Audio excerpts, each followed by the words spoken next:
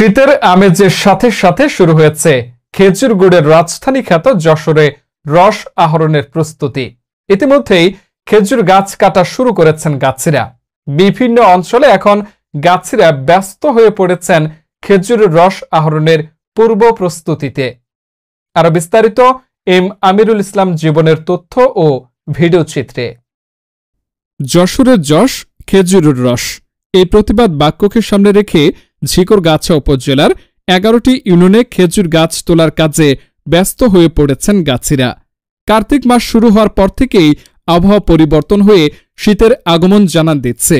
গত বছরের তুলনায় এবছরে ঝিকরগাছা উপজেলার গাছিরা আগে ভাগে রস সংগ্রহের জন্য ইতিমধ্যে খেজুর গাছের পরিচর্যা শুরু করে দিয়েছেন।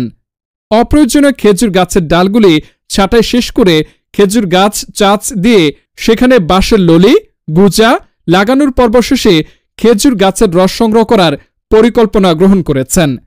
সেই রস আহরণ করে গুড় পাটালি তৈরি করা হবে বলে গাছিরা জানিয়েছেন। আমাদের 65 বছর বয়স না হলে সরকারি মাল আমরা পাবো না, কিন্তু আমরা যে হালভাঙা পরিশ্রম করে দেশ এই পর্যন্ত আগে নিয়ে আসি, আমাদের কোনো মূল্য নেই। কিন্তু আমি না, আমাদের এই গাছে যে কটা লোক আছে আমাদের এই না নেই আমাদের। এই সময় গ্রাম বাংলার ঘরে ঘরে বিভিন্ন ধরনের পিঠা বানানোর ধুম পড়ে যায়। বিশেষ করে রস, গুড় পাটালি, পায়েস, নাড়ু সহ বিভিন্ন মুখরোচক খাদ্য সামগ্রী প্রতিটি ঘরের মহিলারা তৈরি করে থাকে। তাছাড়া খেজুরের রসে ভেজানো পিঠা খেতে দারুণ লাগে।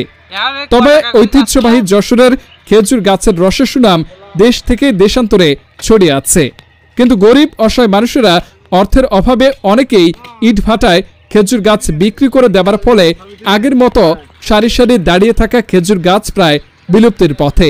এ বিষয়ে সাক্ষাৎ হয় ঝিকরগাছা উপজেলার হাজিরবাগ ইউনিয়নের রায়পটন গ্রামের আলাউদ্দিন, বাঁকড়া ইউনিয়নের উজ্জ্বলপুর গ্রামের আয়ুব আলী, সোনাকুড় গ্রামের নূর ইসলাম লুনা, পানিশ্বরা ইউনিয়নের হাবিবুর রহমান, শঙ্করপুর গ্রামের আকবর আলী জানান, খেজুর গাছ চাষ দেওয়ার জন্য গাছিদের পাওয়া এখন দুর্বিষহ ব্যাপার।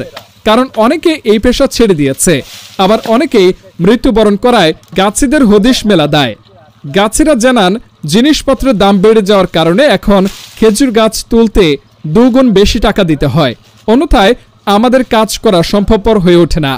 দ্রব্যমূল্যের দাম বৃদ্ধিতে আমাদের নাকাল অবস্থা। গত বছর 150 টাকা থেকে 170 টাকায় কৃষকরা রস বিক্রি করেছে। এখন রস বিক্রি করতে হলে 270 টাকা থেকে 290 টাকায় বিক্রি না করলে আমাদের খরচ উঠানো সম্ভব হবে না।